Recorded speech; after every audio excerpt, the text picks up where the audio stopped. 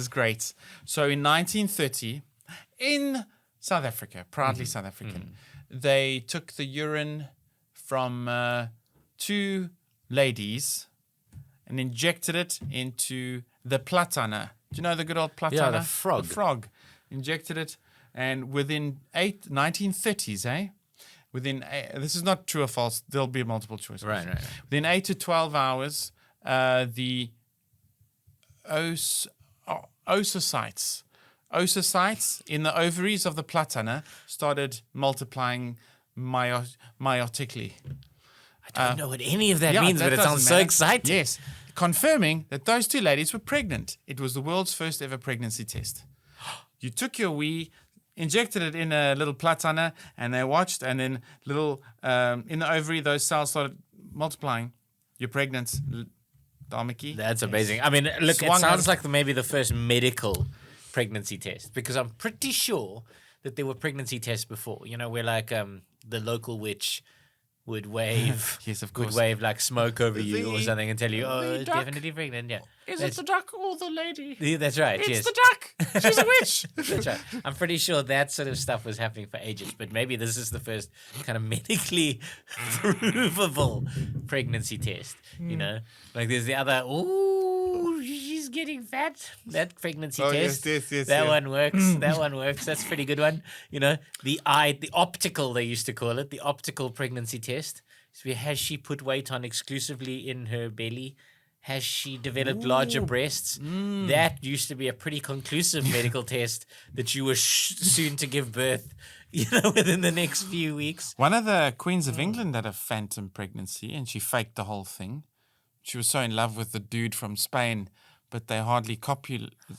Shame. And, there was a woman who she even posed for the people to show her pregnant belly. Oh, really? It was all in her head. She was in love with the Spanish oak who hardly ever banged her. Oh dear. Yeah. Oh dear. Queens though, eh?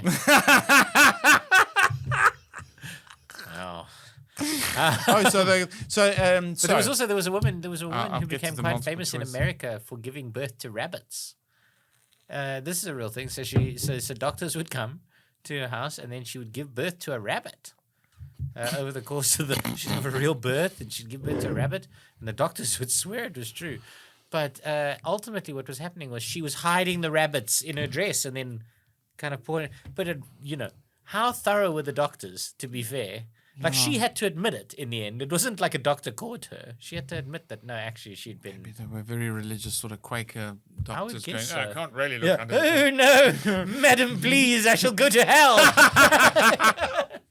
Anyway. I'm quaking. I'm lifting, but I'm quaking. It's a good... Yes, so the 4 multiple choicey things was it was 1930s. It was a true story. But which university did they do this at? Was it Wits, Tuks, UCT, or Stellies? 1930s. First, I'd like to believe that Tuks has never ever achieved anything ever. Please put your hatred in the comments. I went to Wits. Wits has got a very good medical faculty. It could be Wits. Wits could have done that. Obviously UCT's got a great medical faculty, like, first heart transplant and all of that stuff. Stellenbosch though, they drink a lot in Stellenbosch. So much. And also the Platana, like, it's a big deal in Stellenbosch. I'm gonna go with Stellenbosch just because it's a little town. They've got fuck all else to do. Injecting the wee of a human being into a Platana, that sounds like a Stellenbosch thing to do. I'm going to go with Stellenbosch. Saturday night, yeah. It was UCT. So close though. Yeah. Well, I mean, we're 40 kilometers away. The girl it was probably a Stellies student. Yeah. Or like a Stellies idea. Listen, this is the thing they're doing in Stellenbosch. Do you think maybe we should test it? Anyway.